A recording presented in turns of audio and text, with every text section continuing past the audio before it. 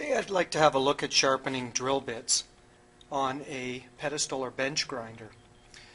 This is an aluminum oxide wheel, and it's a fairly coarse wheel, which is what I prefer to sharpen the drill bits on. If we take a drill bit, we had a look in another video about the different parts of the drill bit. These are the two cutting lips of the drill bit, and if I turn it towards you, you can actually see where they meet in the center, which is the chisel edge of the drill bit. Just in behind the cutting edge, if I was to set a rule perpendicular to the center of the drill bit, this angle here is an important angle for us. We want it to be typically 8 to 12 degrees for a general purpose drill bit off of that cutting lip. We also want both of the cutting lips to be exactly the same length, typically, although in some situations we will make one a little longer than the other to drill a hole oversize. We also are concerned about the included angle. For a general purpose drill bit, the included angle of the drill should be 118 degrees. And that's where this drill gauge comes in. Half of 118 degrees is 59 degrees, and that's what's happening here with this drill gauge. So what we would do is we would take the drill gauge and we would set it on the side of the drill with my left hand, and then I would just pull it up into this gauge here. And what I'm looking at is, one, can I see light across the top of the drill gauge, and two, what number does the point line up with? And then I would flip it over 180 degrees and do the exact same thing. So set the side of the drill gauge on the margin and bring it up to the tip. Now I'd like you to notice with this drill gauge there's a couple of other things going on. We have this rod here for a protractor, and we also have a rule down on the bottom. But what I'm concerned with for this video is the angle for the drill and also these numbers across the top here so we can measure to the tip of the drill. Now, when we start using the drill, we want to hold it off at half of the included angle. So I'm going to come over to the face here straight on, and then I'm going to move it off half of that 118 degrees, or 59 degrees is what I want to set it to. A trick you can use to set your grinder up is to take a protractor set at 59 degrees and just set it on the tool post. And if you take a marker and you make a line, which we'll erase later, that gives me approximately the angle I want to hold the drill off of center.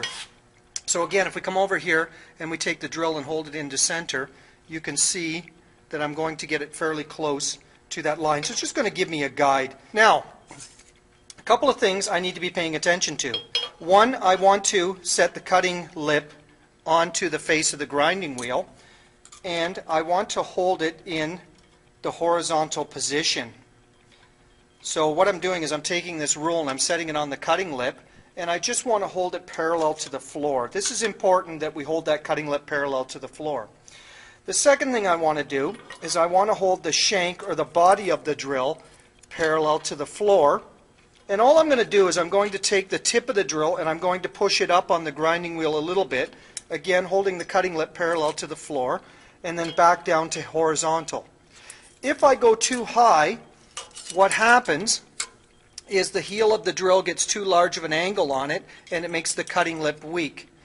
If I go past horizontal with the shank or the body of the drill, what happens is the cutting lip becomes lower than the heel of the drill and it ends up rubbing, so it won't cut.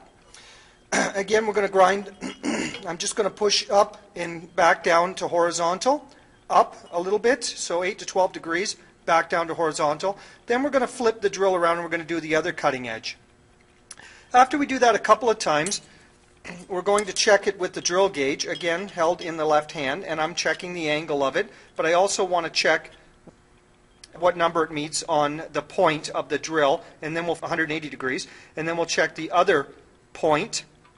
We'll check the number to the other point and also check the angle on that side too. And if everything works out, we should have a drill that is ready to be sharpened. Remember, as we're grinding it, we want to quench it on a fairly regular basis. So what we'll do is we'll get this started to grind. So again, I like to hold it in my hand. I want to hold the body of the drill parallel to the floor. I'm off 59 degrees, and I want to hold that cutting lip parallel to the floor. So we'll just touch it. Up, 8 to 12 degrees, back down. We'll flip it over, 59 degrees off of center. Touch it. Cutting lip is parallel to the floor. Body of the drill is parallel to the floor. Just push it up 8 to 12 degrees. Cutting lip is still parallel to the floor. Straight back down. And we're grinding in behind. I got a little more grinding to do on this.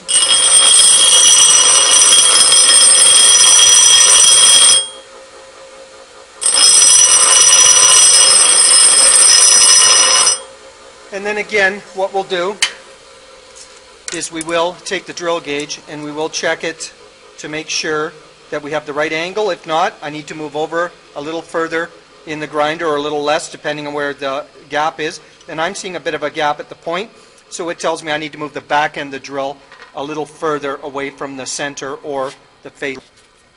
And then we'll check the number, and this one here is about 18 on this side of the drill gauge. If we flip the drill bit over, again I want to check the angle, so we'll set the margin up against the side of the drill gauge. And this angle is closer, although I could still bring the back end of the drill a little further away from center. And this one here is about the 17, so it tells me again the cutting lips are approximately the same length. We just need to go over a little further to get that 118 degree angle. If I set this again on the cutting lip perpendicular to the center of the drill, this is at 8 to 12 degrees. Again, I need the heel to be lower than perpendicular. Again, it has to fall away. If the heel is actually higher than the cutting lip, it tells me I brought the back of the drill up past center when we were sharpening this drill bit.